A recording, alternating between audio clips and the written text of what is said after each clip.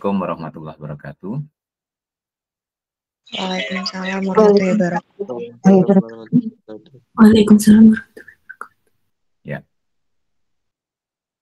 Oke, hari ini kita akan berdiskusi tentang kongruensi linier yang merupakan kelanjutan dari apa yang sudah kita diskusikan kemarin, yaitu tentang kongruensi. Ya. Nah, sekarang kita akan berbicara tentang kongruensi linier. Ya. Oke. Nah, kongruensi linier sebenarnya adalah memperumum ya persamaan linier ya. Nah, persamaan linier yang ada yang sudah kita pelajari mulai dari SMP ya. Yang pertama yang kita ingat dulu adalah pengertian kongruensi ya. Ini kita recall dulu, kongruensi nanti akan kita pakai. Jadi yang disebut kongruensi. Ya, kongruensi itu kemarin ya. Arti dari ini A kongruen dengan B mod M ya. Itu artinya adalah jika dan jika. Ini menurut definisi M itu membagi A min B ya. Nah, kongruensi itu ya. Modulo M.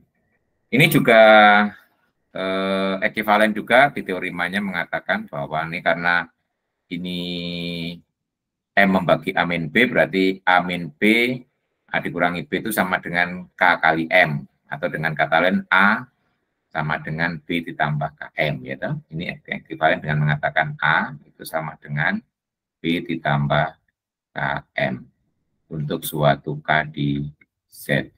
Nah, ekivalensi yang ketiga adalah A dan B mempunyai sisa yang sama kalau dibagi dengan M ya. Jadi mempunyai sisa yang sama bila dibagi yang M itu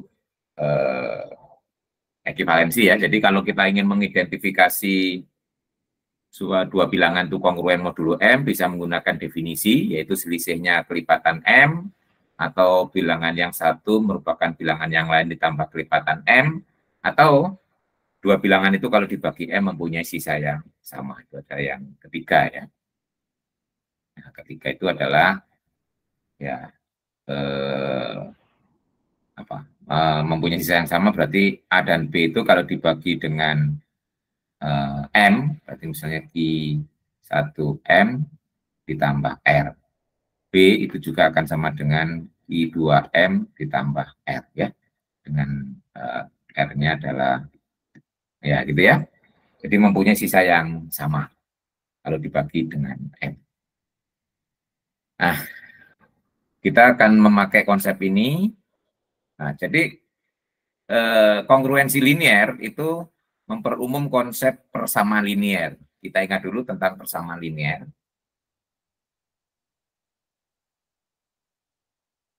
Persamaan linier.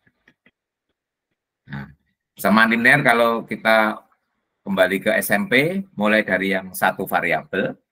Satu variabel itu berbentuk AX sama dengan B.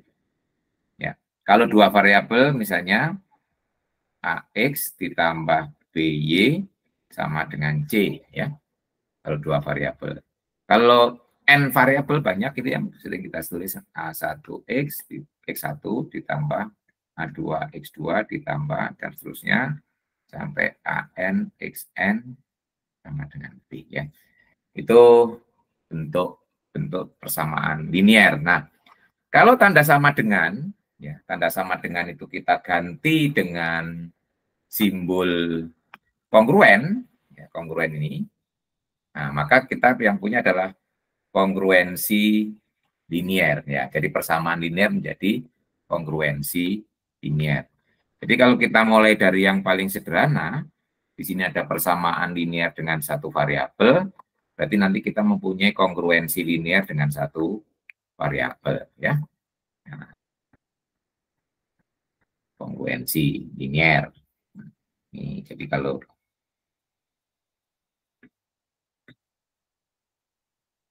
nah, berarti bentuk yang satu variabel berarti nanti AX kongruen dengan B ya, mod M gitu ya. Nah, itu. Nanti kalau dua variabel ya tinggal ngikuti aja sama dengannya kita ganti dengan kongruen dan seterusnya. Tapi nanti seperti pada persamaan linear, standar penyelesaian pada satu variabel nanti akan mendasari untuk dua variabel, tiga variabel, dan seterusnya. Nah, kita beri ilustrasi dulu pada saat menyelesaikan persamaan linear satu variabel. Ya. Ya, mungkin saya beri ilustrasi ya. Nah, contoh, kalau di persamaan linear, kita punya sebagai contoh 2x sama dengan 6, gitu ya. Nah, ini persamaan linear, ini pelajaran di SMP, berarti kita mendapatkan x itu akan sama dengan 3. 3 itu diperoleh dari mana? Diperoleh dari 6 dibagi 3. 6 dibagi 2. Nah, dibagi itu kan sebenarnya dikalikan dengan seper ya. Nah, seper itu sebenarnya adalah konsep inverse terhadap operasi kali, gitu ya. Jadi nanti kalau kita punya kongruensi linear dengan A-nya ini punya inverse di modulo M, berarti kita mirip ya, menyelesaikannya mirip dengan persamaan linear dengan satu variabel. Nah, sekarang yang menjadi pertanyaan adalah kapan suatu unsur itu mempunyai inverse kali ya. Nah, inverse kali itu ini ya. Jadi nah, A jadi ya A itu anggota Z dikatakan mempunyai inverse di operasi kali modulo M jika apa? Nah, jika Pak terdapat misalnya A garis di Z, sehingga apa? A garis dikalikan A kongruen dengan 1 mod M. Ya, mirip ya. Kalau dalam persamaan kan A garis dikalikan A sama dengan 1. Nah, di sini A itu dikatakan mempunyai inverse di operasi kali modulo M jika terdapat A garis, sehingga A garis dikalikan A kongruen dengan 1 modulo M. Ya. Kita lihat ilustrasinya pada. Nah, kalau kita ingin mencari ini, ya kalau modulonya kecil, kita bisa menggunakan tabel ya.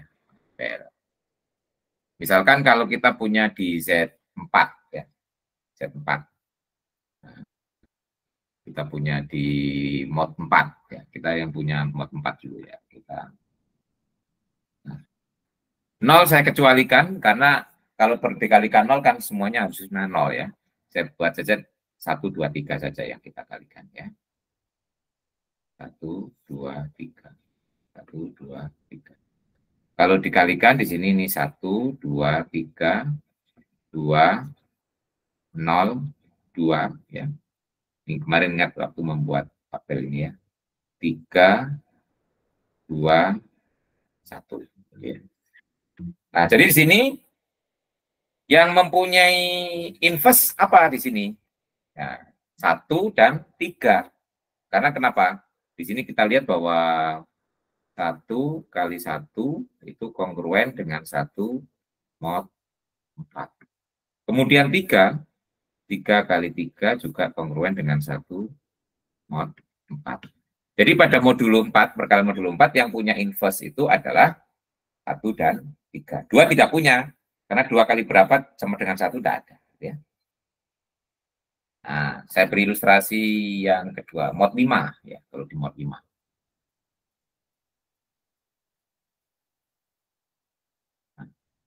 Mod 5.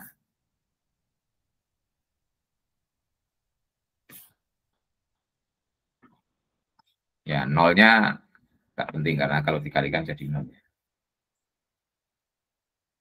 1, 2, 3, 4, 2, 4, 1, 3. Ya.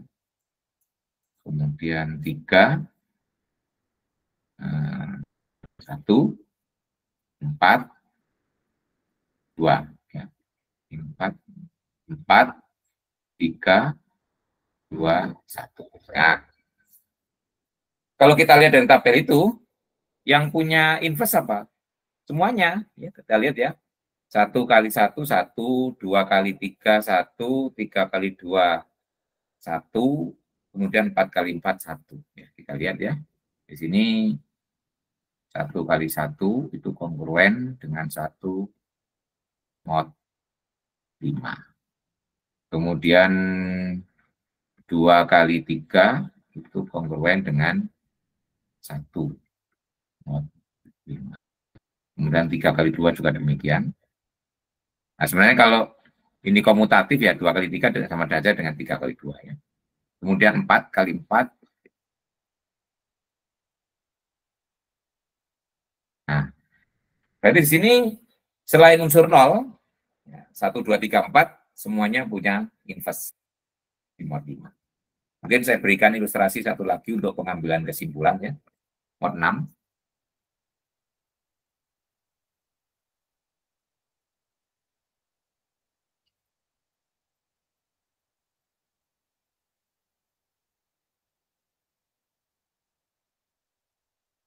Nah, ya. 1, 2, 3, 4, 5. 2, 4, 0, 2, 4. Ya. 3, 0, 3, 0, 3. Kemudian 4, 4, 4, 2, 0, 4, 2 ya. Yang 4, yang 5, 5, 4, 4 tambah 5, 3, 2, 1. Nah, dari sini yang punya inverse hanya 1 dan 5 ya. Kalau kita lihat yang hasil kalinya adalah 1 ya. Di sini ini ya. Jadi cuma yang ada 1 kali 1 butuh kongruen dengan 1 mod 6. Kemudian 5 kali 5 kongruen dengan 1 mod. Nah, ya. Jadi pada modulo 6 yang punya inverse hanya 1 dan 5. Nah, sekarang patut diduga ya di sini. Ini coba pada modulo 4 yang punya inverse 1, 3. Modulo 5, 1, 2, 3, 4. Modulo 6, 1, 5. Nah, sekarang kalau modulo M. Nah, itu ya. Kalau di modulo M, kalau pada modulo M, nah, A yang bagaimana yang mempunyai inverse? Jadi, A mempunyai inverse. Nah, itu. Nah, mempunyai inverse itu yang mana? Gitu ya. Nah, ini patut diduga kan? Ada yang bisa menduga di sini atau pernah membaca? Dengan melihat pola di atas tadi, ada 3 contoh. Nanti kalau kurang, bisa dicoba mod 7, mod 8 gitu ya. Kira-kira apa? Ada yang bisa menduga?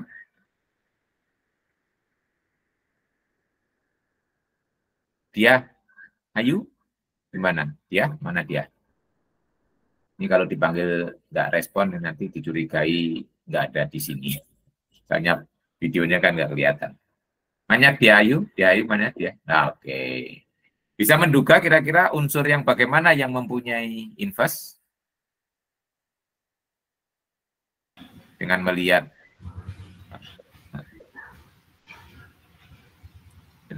3 contoh itu, kira-kira apa?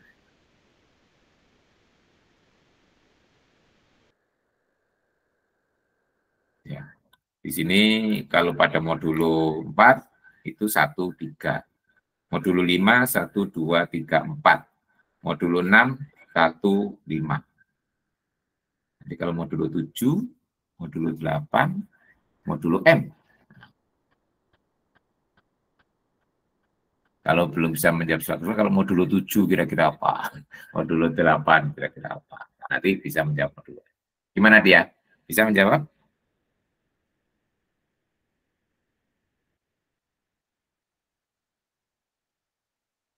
Halo?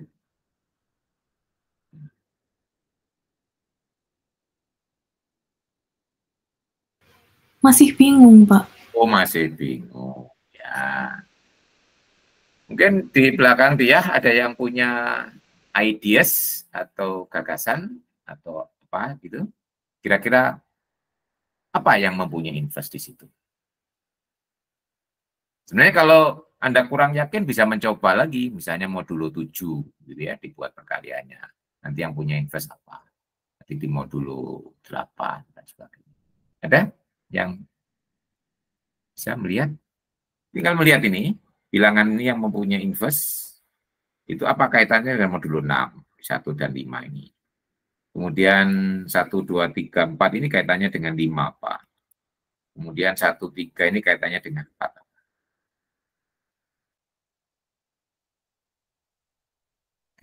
Coba perhatikan itu ya. 1, 3 dikaitkan dengan 4, bagaimana hubungannya 1 dan 3 ini dengan 4? Demikian juga 1, 2, 3, 4 dengan 5, apa kaitannya? 1, 5 dengan 6. Nah, ini yang cara belajar matematikanya kurang kuat. Itu karena Anda tidak pernah melakukan pendugaan. Ya.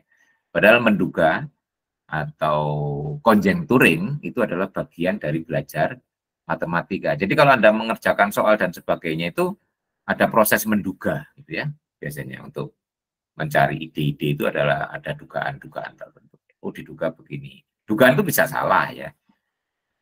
Bisa salah, bisa benar. Tapi kalau nggak ada menduga, nah itu nggak ada proses di awal gitu ya. Akhirnya belajarnya ya hanya duplikasi nantinya ya, hanya menghafal sesuatu yang sudah ada, tidak alamiah. Jadi begitu diberi problem baru yang belum punya pengalaman jadi bingung ya kalau kita tidak membiasakan diri dengan menduga-duga. Oke, ada? Silakan. Halo.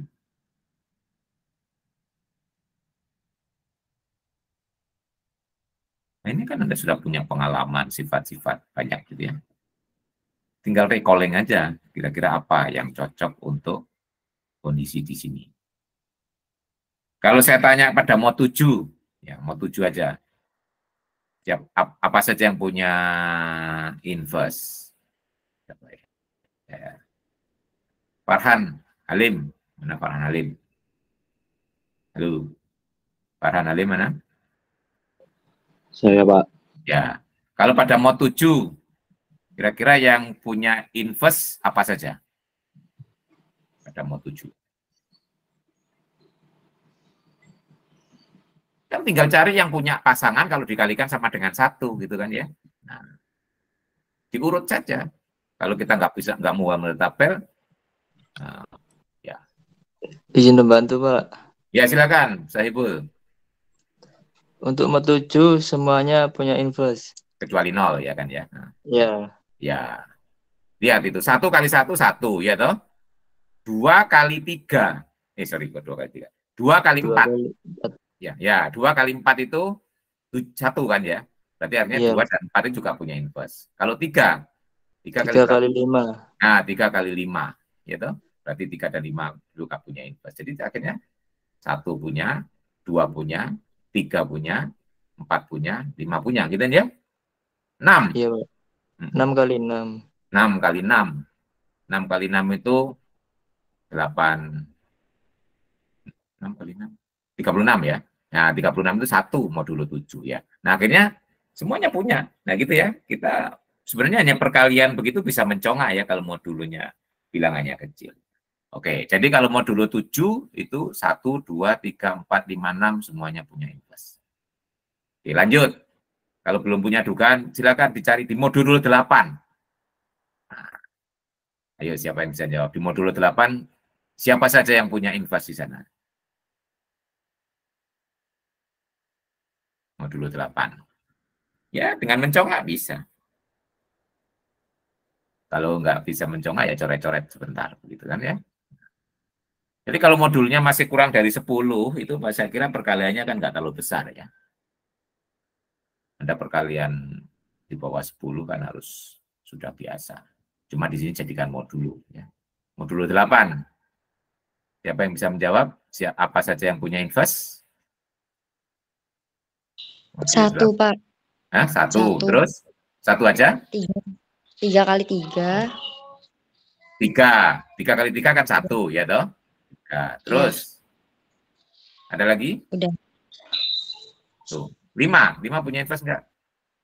5. 5 punya, Pak. Punya. 5 kali 5, ya toh? Ya. 5 kali 5 di modulo 8, 1. Ya, wah, ini berarti perkaliannya kurang. 5 kali 5 itu 25 ya. 25 kalau modulo 8 kan 1 toh. Nah. 7. 7 kali 7 berapa? 49 kan? Iya, Pak. 49 modulo 8? 1. 1. Ya. Jadi di situ, di modulo 8 yang punya inverse 1, 3, 1, 3, 5, 7. 5, 7. Nah, betul? Ya, kira-kira sekarang dengan melihat seperti tadi, punya feeling nggak kira-kira? Kalau diberikan modulo M gitu ya, apa saja yang punya inverse? Lihat itu, yang tadi sudah sampai modulo 8, udah banyak contohnya ya. Bagaimana mengambil kesimpulan. Ada yang bisa. Bilangan-bilangan yang Anda sebutkan tadi, yang mempunyai inverse, mulai dari sini ya, dari modulo 4, itu kan 1, 3. 1, 3 ini terhadap 4 apa? Relatif prima, betul? 2 yang nggak punya inverse nggak relatif prima dengan 4. Terus di sini, modulo 5. 1, 2, 3, 4. Relatif prima dengan 5 ya. Kemudian pada modulo 6. 1, 5. Ini relatif prima. Sementara yang 2, 4, ya, 3 itu tidak punya inverse, tidak relatif prima. Modulo 7 tadi 1, 2, 3, 4, 5, 6. Semuanya relatif prima dengan 7. Nah itu. Ya, masa gunakan sifat relatif prima enggak? Nah, enggak kelihatan dari situ ya. Oke.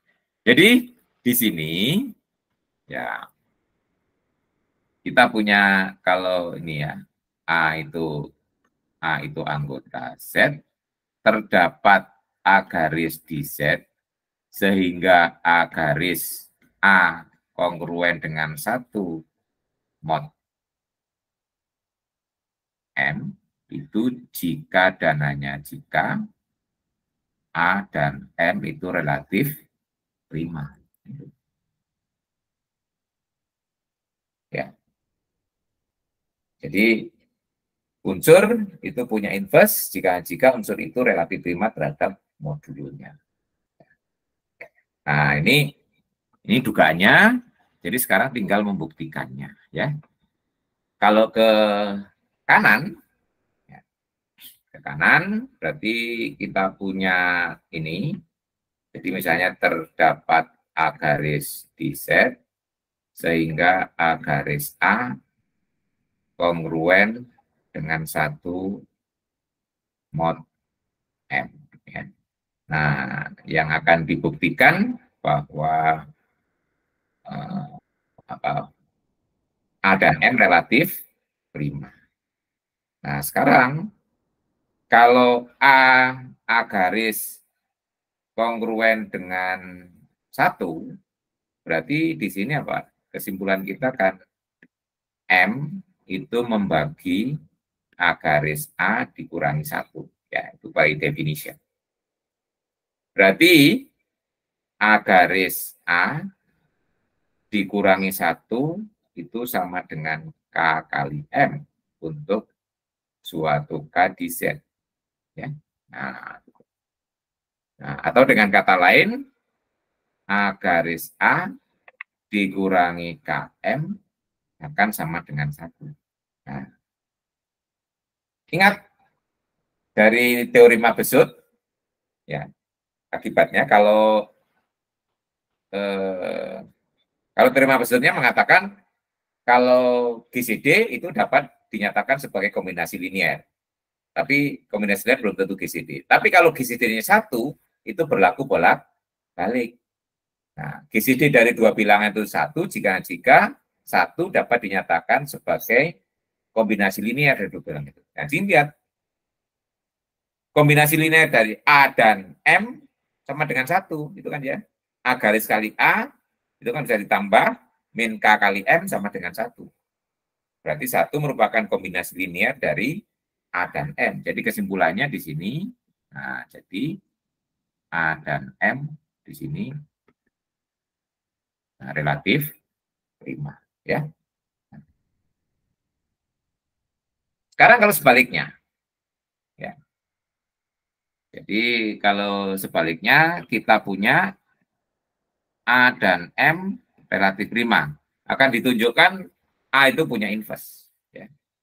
Nah, kalau A dan M relatif prima, berarti GCD ini 1, berarti 1 dapat dinyatakan sebagai kombinasi linear dari A dan M. Berarti di sini terdapat X dan Y di Z, sehingga apa? XA ditambah YM itu sama dengan 1. Atau dengan kata lain, kita punya XA dikurangi 1 sama dengan YM. Nah, di sini berarti kesimpulan kita kan M itu membagi XA dikurangi 1. Nah, kesimpulannya di sini adalah XA kongruen dengan 1 modulo M. Nah, berarti di sini X itu sebagai inverse dari A, ya kan? Ya. Jadi kita punya X itu adalah inverse dari A. Nah, jadi A itu punya inverse, ya. Nah, jadi di sini karena A itu punya inverse jika relatif prima. Jadi kalau kita punya ini tadi kongruensi linear, nah seperti ini, kongruensi linear, ini akan caranya analog dengan persamaan linear yang di sini, ya. Itu kalau A-nya itu mempunyai inverse, dengan kata lain A dan M itu relatif prima. Jadi untuk kasus pertama kita mulai dari yang mudah dulu, yaitu pada saat kita punya kongruensi linear dengan syarat A dan M-nya itu relatif prima. Nah, jadi kita mulai dari yang mudah, ya. Itu. Jadi kita mulai dari yang mudah dulu.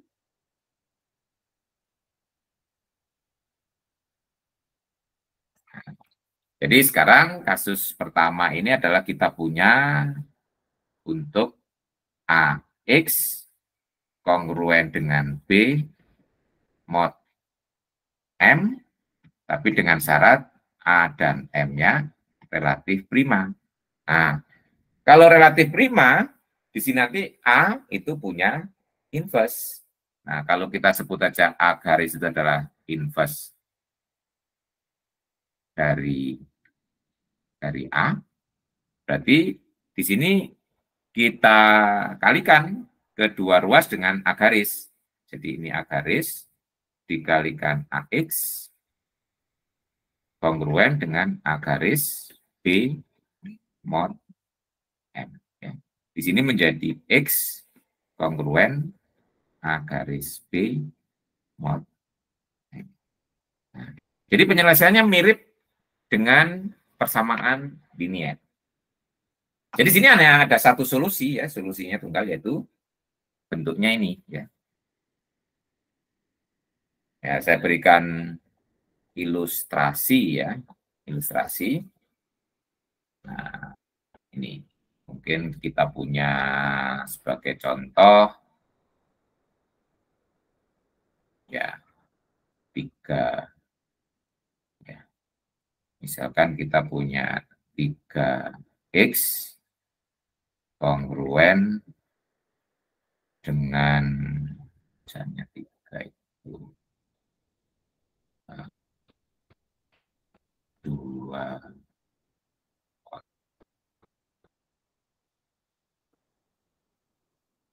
7. Nah, contohnya ini ya. Nah, ini contohnya 3x kongruen dengan 2 mod 7. Berarti di sini pada modul ini 3 dan 7 relatif prima ya. 3 dan 7 relatif prima.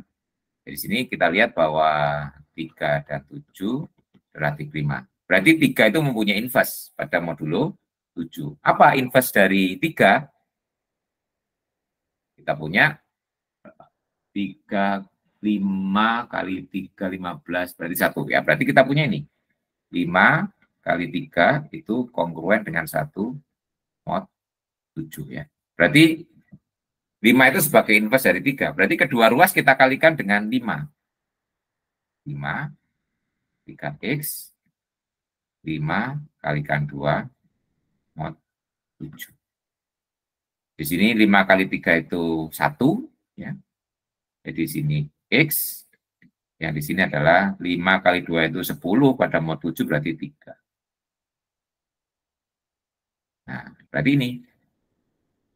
Jadi solusinya adalah X kongruen dengan 3 modulo 7. Berarti ada hanya satu solusi ya dalam modulo. Tetapi kalau kita tulis dalam bentuk persamaan atau kesamaan, ini menjadi X itu sama dengan 3 ditambah kelipatan 7. Ya. 7T. Dengan T, sama T anggota bulat. Jadi semua bilangan yang berbentuk 3 ditambah 7T menjadi solusi kongruensi 3X kongruen dengan 2 modulo 7. Coba 3 dimasukkan, 3 kali 3 kongruen dengan 2 modulo 7. Misalnya 10, 3 ditambah 7, T-nya 1 ya. 10, 3 kali 10, itu 30. Pada modulo 7 juga 2. Ya. Misalnya kalau T-nya min 1, berarti min 4, 3 kali min 4 itu min 12. Kalau pada modulo 7, min 12 itu min 5. Min 5 itu juga 2, modulo 7. Nah, ini ya. Jadi itu. Jadi ini contoh yang. Nah, sekarang kasus berikutnya adalah bagaimana kalau tidak ini tidak relatif prima antara A dan M-nya. Ya. Nah, berarti sekarang akan kita lihat bentuk ini sekarang.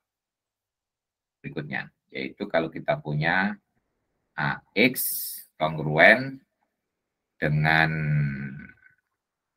B mod M, tetapi di sini bisa jadi antara A dan M itu GCD-nya tidak sama dengan 1, atau tidak sama dengan 1 berarti lebih dari 1 kan.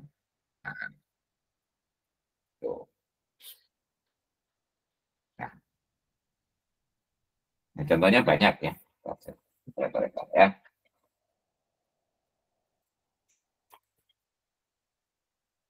Nah, contohnya misalkan ya ini bentuknya. Yang tadi itu kan contoh yang relatif prima ya. Contohnya yang misalkan nih, bentuk 4x kongruen dengan 2 mod 6. Nah, ini 4 dan 6 tidak relatif prima. GCD-nya 2. Ya. Contoh lain lagi, 3x kongruen dengan 2 mod 6. Nah, ini ya. 3X, 3 dengan 6, GCD-nya 3, bukan 1. Ya. Ini contoh ya beberapa. Nah, sekarang bagaimana cara menyelesaikan ini? Nah, kalau saya misalkan D itu adalah GCD dari A dan M, berarti sini lebih dari 1. Ya. Nah, yang jelas, D, ya, D, karena GCD dari A dan M, berarti dia harus membagi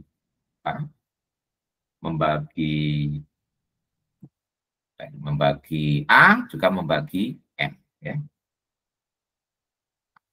Jadi karena D ini adalah GCD dari A dan M, jadi kesimpulan kita adalah D itu membagi A dan D itu membagi M.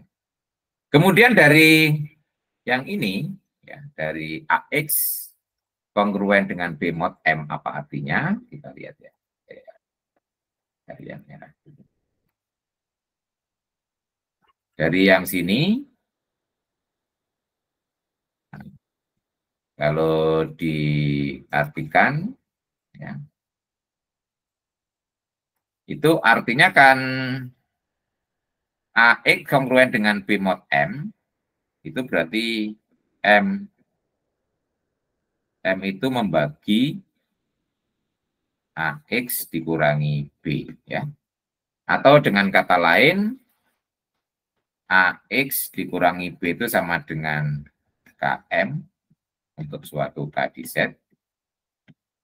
Atau B itu kan sama dengan AX dikurangi KM. Nah, sekarang gini lihat. B itu merupakan kombinasi linear dari A dan M. Padahal D membagi A. D membagi M. Akibatnya apa? Nah, ya, di sini D itu membagi A, D itu membagi M. Padahal B merupakan kombinasi linear dari ini. Akibatnya pada di sini berarti D harus membagi. Nah, artinya apa di sini? Kalau kongruensi linear ini mempunyai solusi, berarti ada X, ya, sehingga ini betul. Berarti nanti akibatnya apa? D harus membagi B. Jadi, berarti hukumnya bisa kita lihat bahwa jika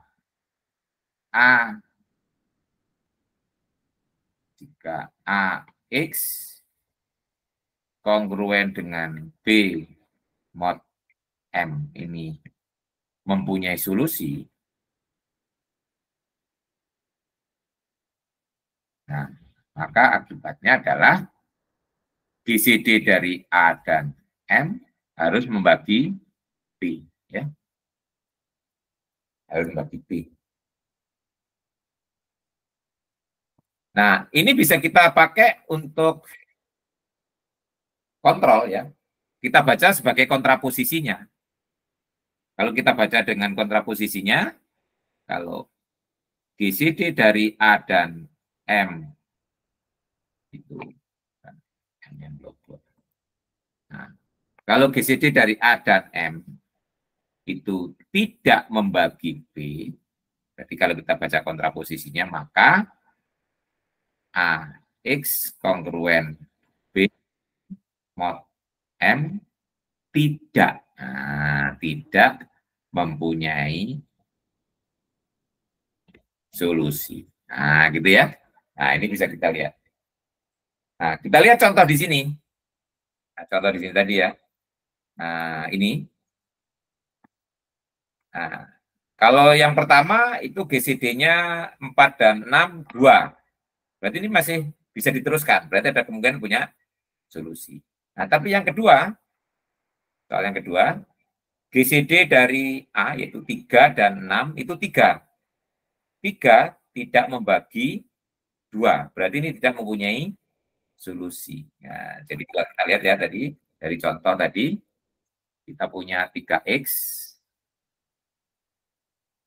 kongruen dengan 2 mod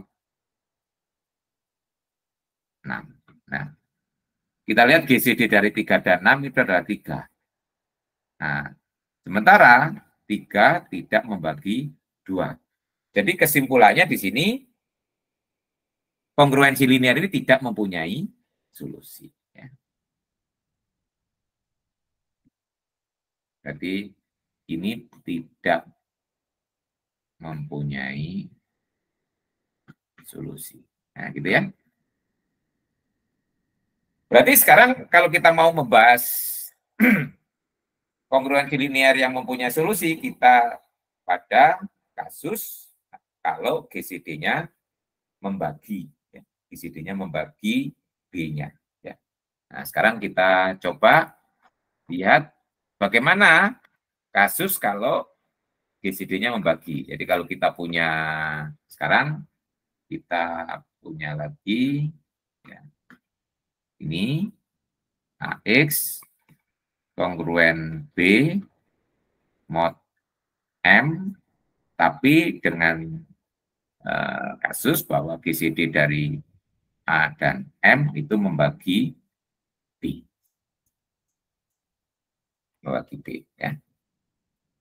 Nah, kita lihat di sini, kalau saya misalkan aja GCD-nya itu D,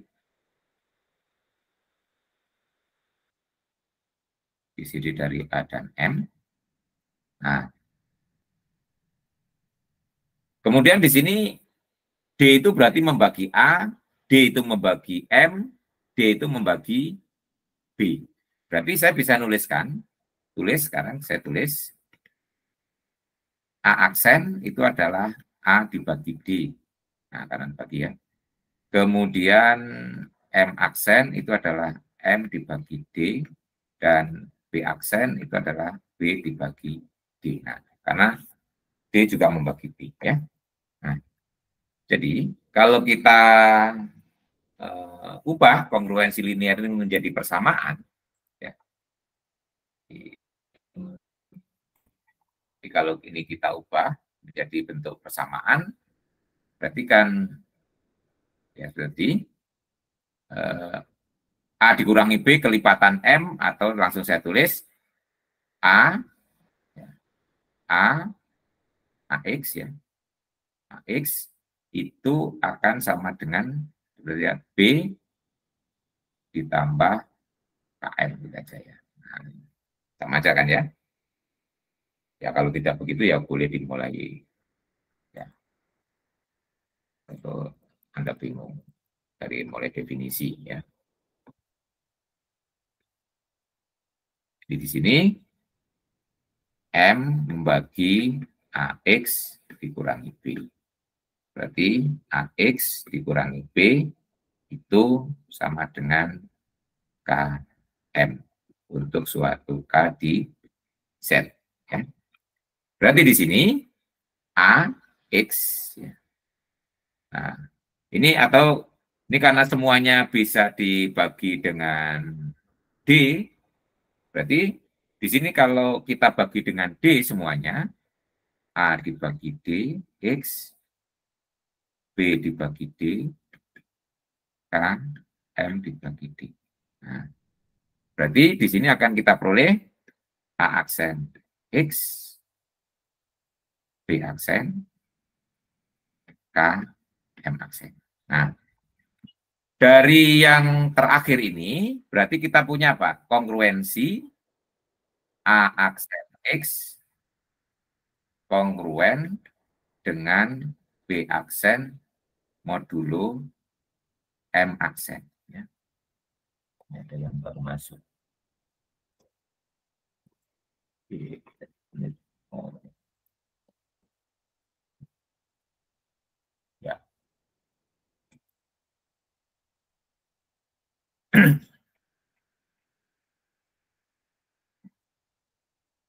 Nah, di situ ya. Jadi, nah sekarang apa hubungan A aksen dengan M aksen? Lihat ini. Kalau A aksen itu adalah A dibagi D, M aksen itu M dibagi D. Ingat, waktu menyederhanakan pecahan ya. Kalau pembilang dan penyebut dibagi dengan GCD, RDP, itu akan menjadi pecahan yang sederhana. Berarti pembilang dan penyebut relatif prima. Ya. Nah, berarti ini sudah kita buktikan sifatnya ya. Berarti di sini A aksen dan M aksen relatif prima. Ya. Nah, jadi di sini akan ada kongruensi baru dengan syarat A aksen, M aksen relatif prima. Nah, berarti bentuk terakhir ini bisa kita selesaikan dengan menggunakan kaidah pertama tadi, ya, yaitu kaidah kalau kita punya ini A dan M-nya relatif prima. Nah, berarti di sini kita kalikan dengan inverse-nya A aksen. Jadi kalau kita punya misalkan di sini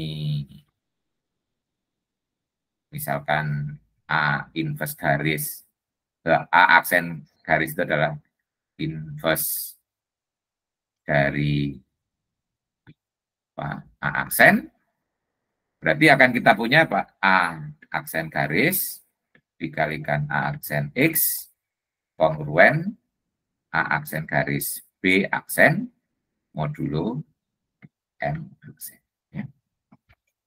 Aksen garis dengan A aksen 1 berarti X kongruen dengan A aksen garis B aksen modulo M aksen. Ya. Nah, kemudian kalau ya jadi di sini ada selesainya. Nah, cuma nanti berapa banyak selesainya, nah itu nanti akan kita tentukan berikutnya ya. Yang penting sekarang ada dulu selesainya. Ya. Nah, sebagai ilustrasi di sini tadi untuk contoh kita menyelesaikan dulu ya. Contoh kita yang ada di sini yaitu yang 4X kongruen dengan 2 modulo 6. Ya. Jadi yang tadi yang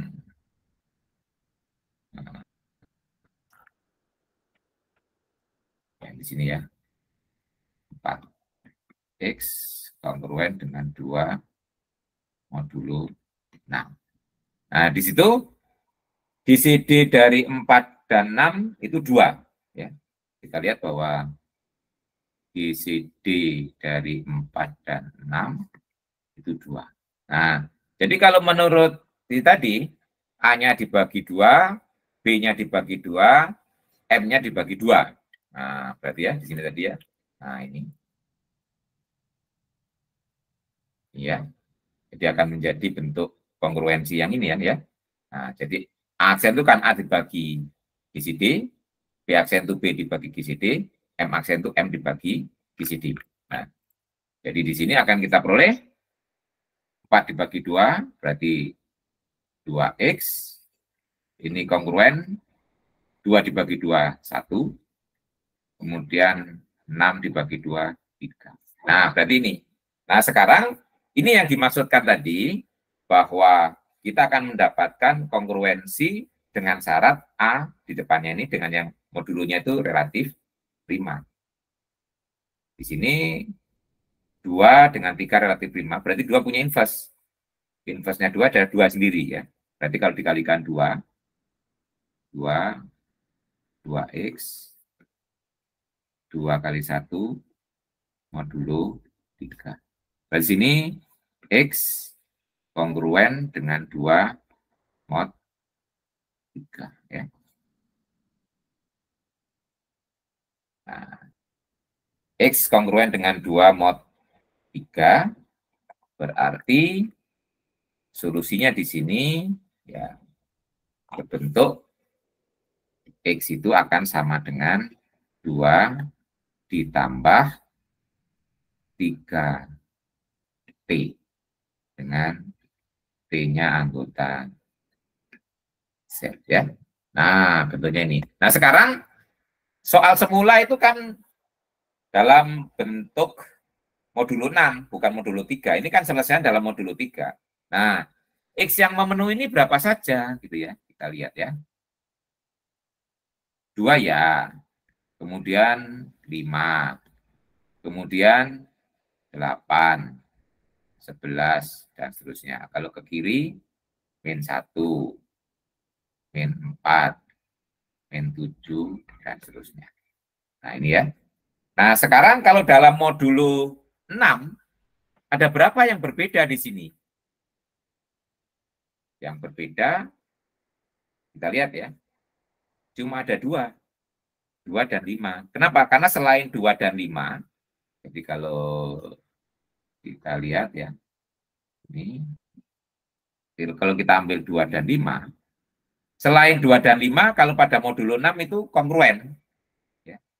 Misalnya 8, pada modulo 6 kan kongruen dengan 2. 11 kongruen dengan 5. Min 1 kongruen dengan 5. Gitu. Min 4 kongruen dengan 2, dan seterusnya. Jadi yang tidak kongruen sebenarnya cuma ada 2, yaitu 2 dan 5. Jadi sebenarnya solusinya di sini kalau dalam modulo 6 itu ada 2. Ya. Nah, jadi sini nanti sebenarnya dalam modulo 6 itu nanti cuma ada 2, yaitu X1. Nah, ini kok dalam. Nah, harus kita.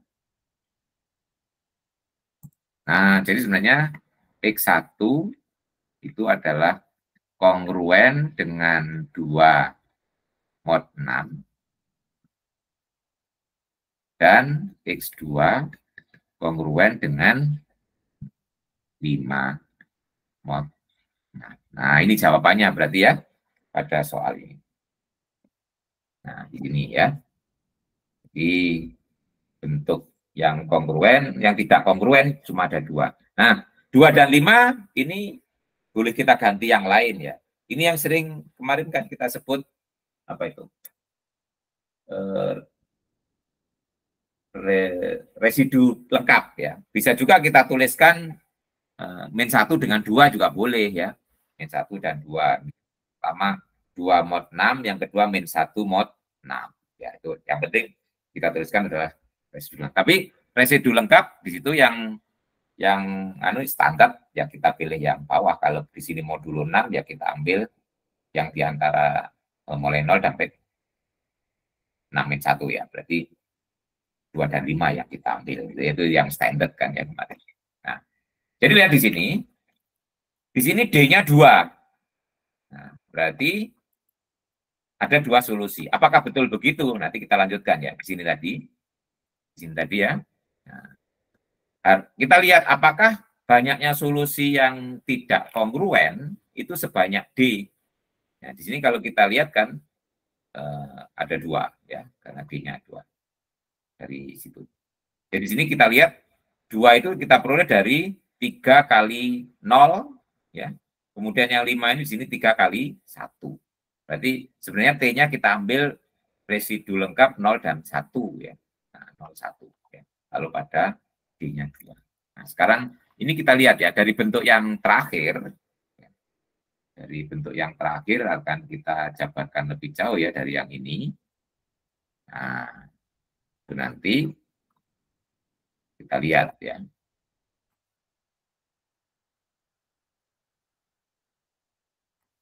Apakah nanti memang sebanyak D solusinya ya. Jadi saya tulis ulang. Tadi solusi, jadi kita bentuk, tadi kan saya selingin biar mudah bisa menghitung dulu ya. Sekarang berapa banyaknya solusi yang tidak kongruen gitu pertanyaannya kan.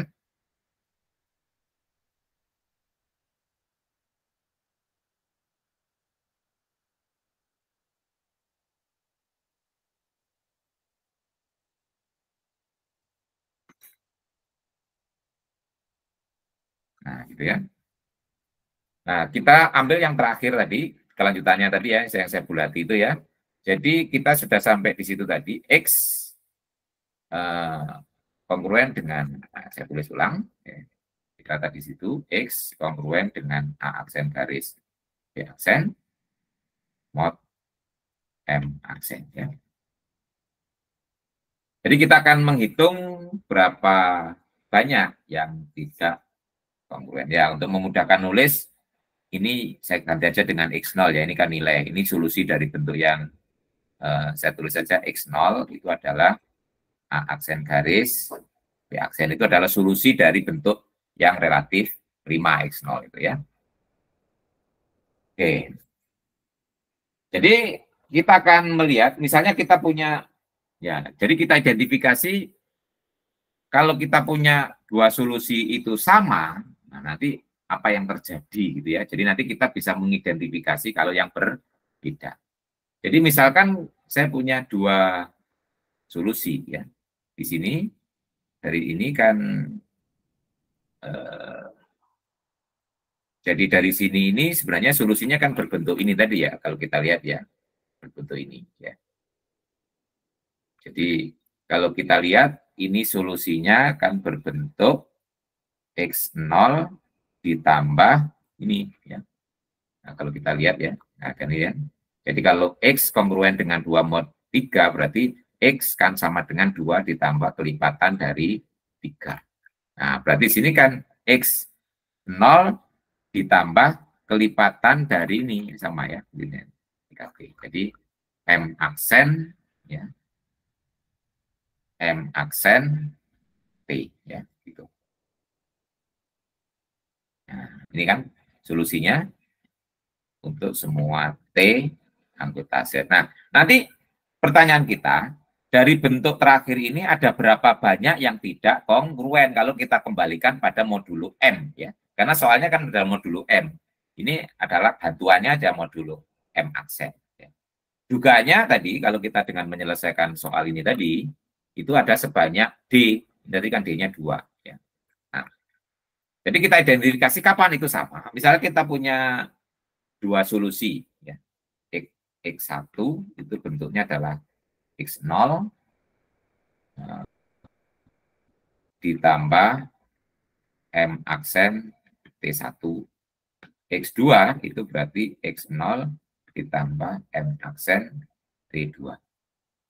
Nah, di sini M aksennya tadi kan bisa saya tulis sebagai X0 ditambah M dibagi D ya. T1 X0 ini M dibagi D T2. Nah, kalau X1 sama dengan X2, apa yang terjadi? Kongruen gitu ya. Kalau X1 kongruen dengan X2 mod M, aslinya ya. Berarti di sini kita punya X0 ditambah M per D T1 kongruen dengan X0 ditambah M per D T2 mod M. Nah, berarti di sini akan diperoleh M per D T1 kongruen dengan M D T2. Nah, kemudian kita lihat bahwa GCD dari M per D dan M, nah, karena M per D itu kan pasti membagi M ya. Nah, berarti di sini harusnya M per D. Kenapa? Di sini karena M per D itu pasti membagi M ya. Nah, karena M per D dikalikan D sama dengan M ya. Jadi GCD-nya. Nah, karena GCD dari M per D M, jadi kalau kita punya ini, punya di sini, akibatnya apa? Akibatnya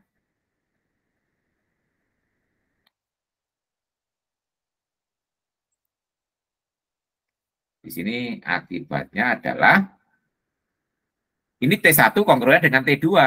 Ya kenapa? Ini kan berarti M dikalikan M per D dikalikan T1 dikurangi T2 kali ya. Nah, nanti karena M per D membagi M, akhirnya membagi ini juga. Jadi akibat dari situ T1 kongruen dengan T2.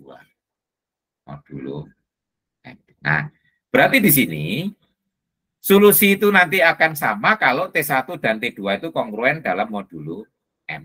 Ya. Padahal kalau kita cari yang tidak menyebabkan tidak kongruen, T-nya ini nanti ada sebanyak D-1. Ya. Jadi nanti solusi yang berbeda itu adalah X sama dengan atau ya X0 ya, ditambah M per D T dengan T-nya adalah 0 0, 1, sampai D min 1. Ya, gitu ya. Nah, itu di situ ya. Jadi nanti ada sebanyak D, jadinya kan D min 1. Ini kan kalau D-nya ini lebih dari ini, nanti akan kembali kongruen ya. Di sini kan kalau yang tidak kongruen dalam modulo M itu ada sebanyak, nah, ini modulo D, sorry. Jadi modulo D ya. Ini karena ini berarti ini D, D ya. Nah, karena ini kalau ya semuanya dibagi dengan ya, modulo D. Ini nanti bisa disederhanakan kan. Di sini M membagi ini, berarti karena ini membagi M, berarti D membagi T1 min T2, yaitu bisa jadi M membagi ini dikurangi ini, karena M per D membagi M, maka D membagi T1 dikurangi T2 ya. Jadi T1 dan T2 itu kongruen dengan modulo D, berarti T-nya sebanyak D min 1, 0 sampai D, berarti sebanyak D, 0 sampai D min 1 ya. Itu yang berbeda. Nah ini, jadi nanti cara mencari solusinya adalah kalau D itu membagi B, nanti diselesaikan dengan cara yang relatif prima dulu, nanti baru di-generate ke sini ya, seperti ini tadi, dengan T-nya bergerak mulai 0 sampai D min 1, gitu ya. Itu solusinya. Baik, ada pertanyaan sampai di sini? Oke. Sedikit lagi, ini waktunya dalam nggak apa-apa, tapi saya minta waktu sedikit. Untuk bagian yang kedua adalah kalau kita punya ini ya, satu lagi yang resultan ya. Nah, jadi yang terakhir ini kalau kita punya bentuk ini ya, ini X itu kongruen dengan A1 mod M1, X kongruen dengan A. Nah, ini adalah simultan ya, mod M2, dan seterusnya X itu kongruen dengan AN mod MN ya. Nah, tuh. Nah, ini adalah bentuk yang simultan dengan syarat apa ini? Syaratnya M1, M2 sampai MN itu relatif prima secara pairwise ya. Jadi MI, MJ relatif prima untuk I tidak sama dengan J ya. Nah, jadi di sini cara menyelesaikan bagaimana menggunakan yang linear tadi, saya beri ilustrasi yang contohnya dulu ya. Misalkan kita punya X itu kongruen dengan 3 mod 4. Kemudian X juga yang 2 dulu ya, kongruen dengan misalnya 2 mod 5. Nah, di sini 4 dan 5 relatif prima. Nah, ini sama dengan kalau kita menyelesaikan dua persamaan linear itu ya. Metodenya adalah yang satu disubstitusikan kepada yang lain. Ya. Dari yang pertama, ini kan artinya bahwa X dikurangi 3 kelipatan 4. Berarti bisa kita tulis X itu sama dengan 3 ditambah kelipatan 4. Misalnya 4. Ya. Nah, dengan T bilangan bulat. Ya. Jadi, nah, kemudian ini disubstitusikan ke dalam persamaan kedua. Ya. Nah, dari persamaan kedua, jadi nanti 3 ditambah 4T kongruen dengan 2 mod 5. Nah, dari situ berarti kita punya 4T kongruen, ini sebenarnya min 1 mod 5, atau 4T kongruen dengan 4 mod. Nah, ini gunanya tadi syarat kenapa M pertama dan M kedua harus relatif prima, karena M pertama itu menjadi koefisien di depan, M kedua menjadi modulonya. Nah, makanya kalau relatif prima akan mempunyai inverse di sini. Nah, inverse-nya 4, kalau modul 5, 4 juga. Jadi kalau saya kalikan dengan 4, 4T, 4 kali 4, mod 5, berarti ini T kongruen dengan 1 mod 5. Berarti terakhir ini, T-nya adalah 1 ditambah 5K. Untuk semua K di Z. Nah, kalau kita kembalikan ke atas, ya, tadi X-nya kan 3 ditambah 4T. Jadi X-nya kan 3 ditambah 4T. Nah, berarti nanti X-nya menjadi 3 ditambah 1 plus 5K. Itu menjadi, ada 4 ya. 4, 1 tambah 5K, berarti 7 ditambah 20K. Ya. Nah, ini adalah solusi terakhir untuk semua. Nah, ini nanti ada teorimanya ya kalau nemu. Tapi kalau nggak tahu teorimanya pun dengan metode substitusi, kalau walaupun 3 nanti disubstitusi gitu ya. Nah, 4 dan seterusnya tinggal substitusi saja ya. Nah, itu bisa dilakukan. Nah, tapi kalau ingin cepat nanti Anda bisa belajar yang disebut teorema sisa Cina. Ya, nanti itu saya tugaskan aja untuk membaca. Tapi kalau tidak tahu teorema itu sebenarnya ya metodenya ini disubstitusi gitu ya. Oke, baik. Saya kira itu. Jadi tugas Anda nanti terakhir adalah membaca teorema sisa Cina. Ini saya tugaskan. Ini saya ganti. Jadi terakhir adalah baca teorema sisa Cina. Ya, nah ini. Nah, tuh. Jadi walaupun tidak tahu teorema ini sebenarnya bisa menyelesaikan soal-soal semacam itu dengan cara metode substitusi. Baik, ya ini mohon maaf agak telat karena ya ada gangguan dari dia. Silakan sebelum diakhiri kalau ada pertanyaan. Nanti catatan ini akan saya simpan dalam bentuk PDF. Nanti akan saya sematkan ya di si pecah tadi kan catatan kuliah di sininya tadi belum bisa diklik ya. Nanti setelah ini akan saya sematkan terus nanti bisa diklik mengambil ini dalam bentuk PDF. Nanti saya simpan dalam bentuk PDF. Silakan kalau ada pertanyaan. Ini basic untuk kongruensi linear. Ya, kalau tidak ada pertanyaan, saya kira kuliah kita hari ini cukup.